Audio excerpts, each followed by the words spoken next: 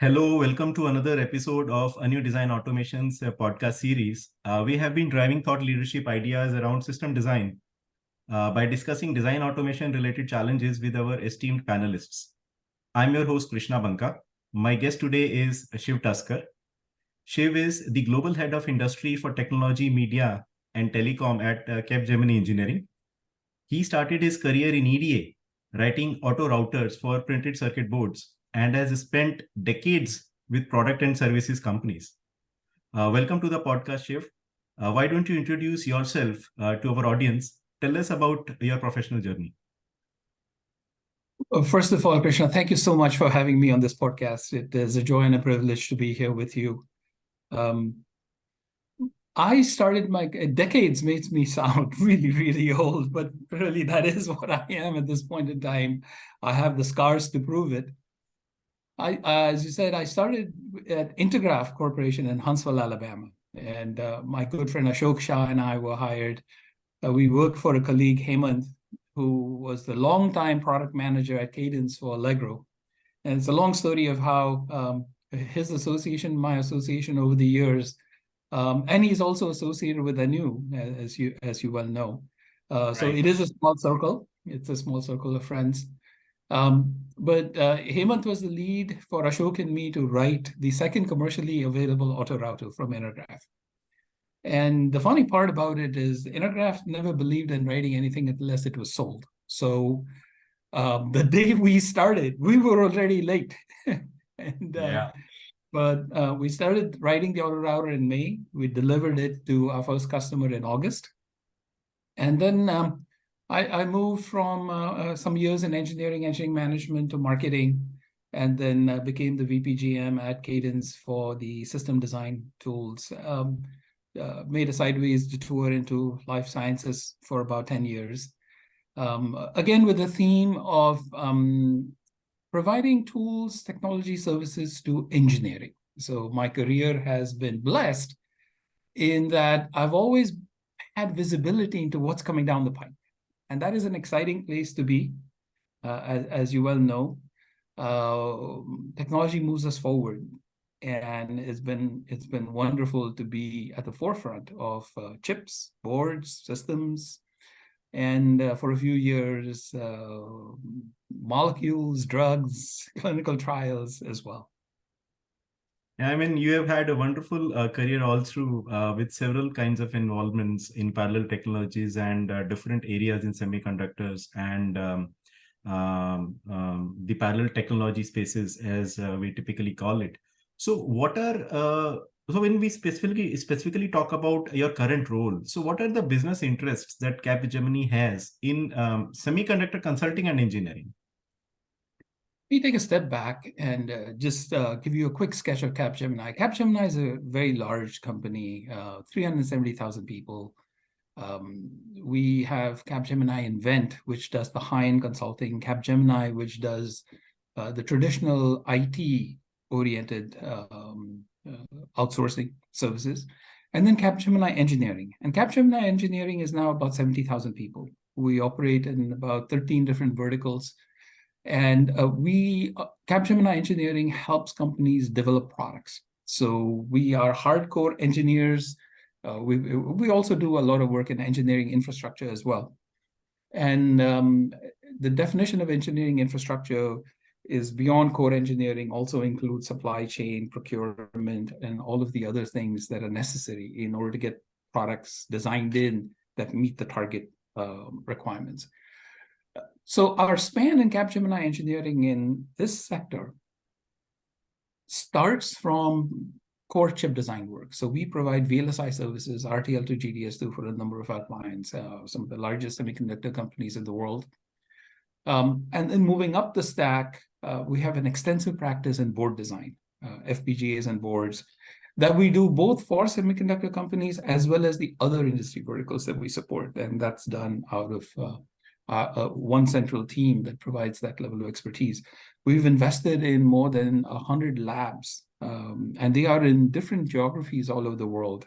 So India, of course, has many of them, but we also have extensive labs in Morocco, Portugal, and so on and so forth. And then moving up the stack, whether it's the driver development, BIOS, OS porting, modifying kernels for special software, migrating from one CPU architecture to another CPU architecture. So Capgemini has been rated #1 by Zinnov in its engineering services practice. And I'm especially proud that we are rated #1 for the 8 years in a row by Awesome. Zinnov for VLSI semiconductor and hardware offerings. So it's a large team, but as it always is, any given project, it's the team that's working on it that really counts. And so we take special pride in trying to assemble the right team, no matter where in the globe we might find that talent to do that job, because every product, every job is important, right? Revenues are at stake, careers are at stake, and so I think the #1 ranking over the last 8 years speaks to our consistency in being able to create those global teams and deliver the results we promise. So, what I hear from you is that the kind of responsibilities that you have, the work that you're managing, actually a lot of challenge stands in bridging the gap between the procurement and engineering teams. So, how does it really help Capgemini? So, when you come to system design, especially, right, there are so many vectors to consider. It's a multivariable problem. And if you look at all the different vectors, every single one of them is important in order to hit the right target product that you have a vision for. So in order to drive market acceptance. So you have to worry about cost, you have to worry about weight, you have to worry about noise, you have to worry about the form factor, you have to worry about the customer experience. Increasingly, you also have to worry about sustainability, right? You have to worry about circular economy. You have to, corporations, especially today, establish clear ESG goals. So it's not just sustainable procurement, it's also responsible procurement, right? What does the entire supply chain look like? And you need to present this data to the people who are making those engineering decisions, the system architects, etc. So it's a very collaborative effort, right? And so you have data coming from a lot of different sources. It all has to be put together in a form that's easily consumable. So imagine, if you will, a conference room, you've got 2-3 lead architects sitting around, you've got the product management team sitting around, and you're trying to make some decisions. Now, at that point in time, if everyone has a consistent store of info rapidly at hand, that decision process becomes very quick. And as you know, the key in getting products to market in a timely fashion is not the actual engineering work, it's the upfront decision making. That's when we lose, right? There's a great book I read many years ago called Developing Products in Half the Time. So I'll put a plug in for that book here. You only need to read chapter 1. And chapter 1 is basically you lose more time in discussion upfront with decision making than you do in actual product development.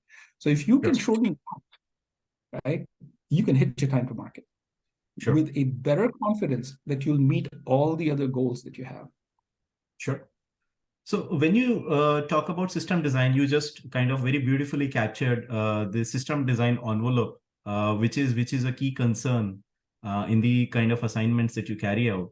So let me just dive slightly deeper into it. So how do you see the evolution of semiconductor system design? Now, specifically, why, in your opinion, is it important to upgrade the systems and work with the system designers on such upgradations continuously over and over, time and time again?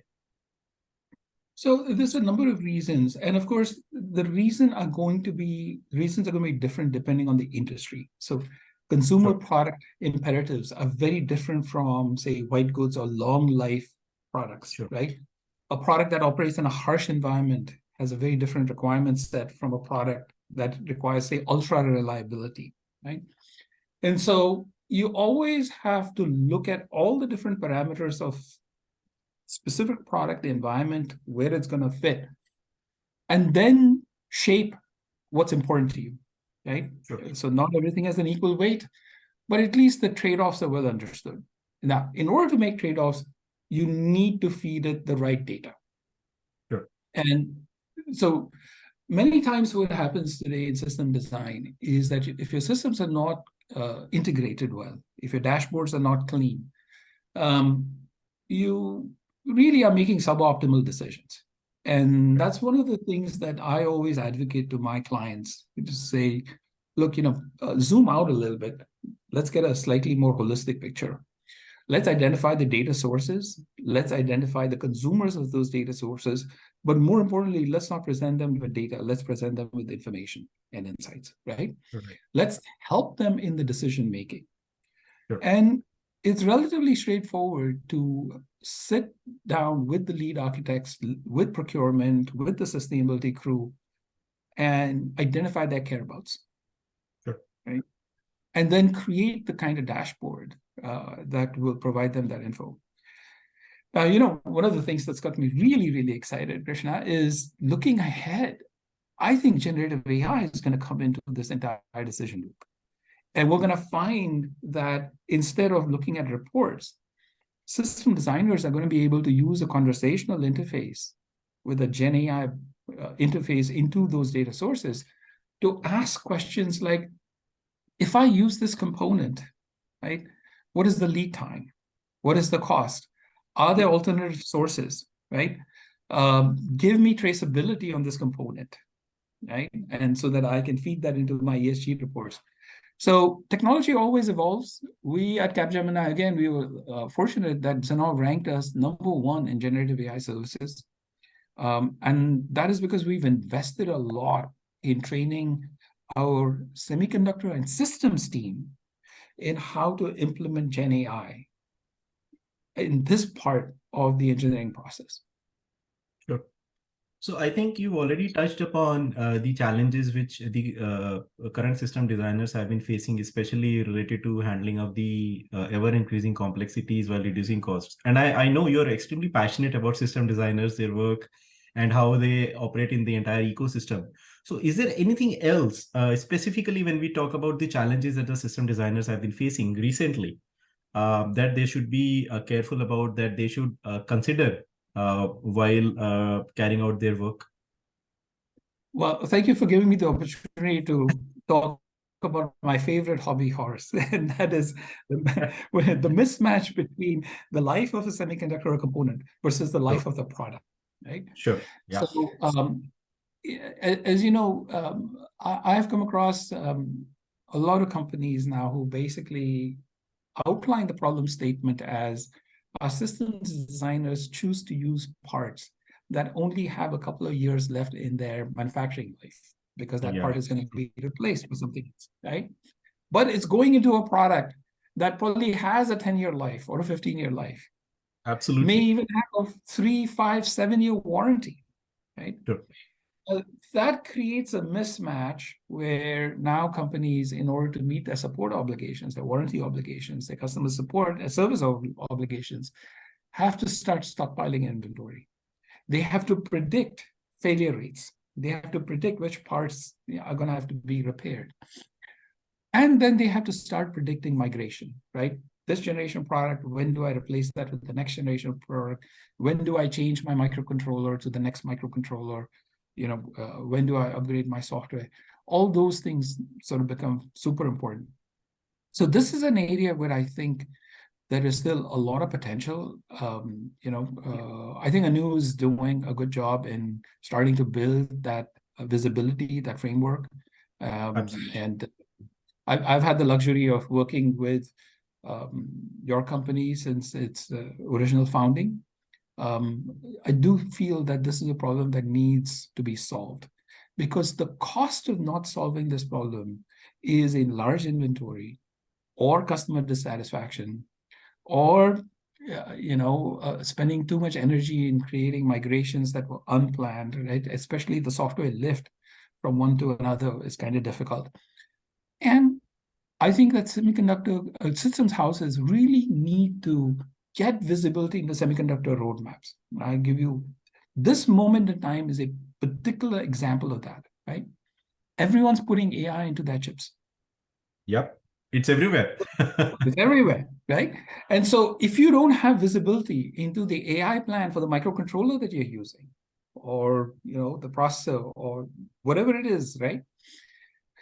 You will not be able to create the roadmap clearly for that feature function set, for how you're going to attack the install base, how you're going to promote, and those are all business opportunities. Those are business opportunities to upgrade, to migrate, to upsell, to cross sell, to delight the customer with new features. So this is where I think we need to spend time. Sure. So, system designers have always been challenged to manage more and more complexity, like you rightly captured, while cutting down on the costs. Now, increasing the adoption of programmable parts puts even bigger stress on the system design activity. The Capgemini has been playing its role to perfection by being a bridge between the procurement and engineering.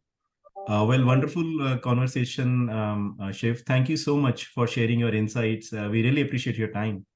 Um, No, thank you for having me. It's been lovely to chat with you and speak my mind. So I hope that your audience finds this useful, and really focuses and pays attention to some of the points that you and I discussed today.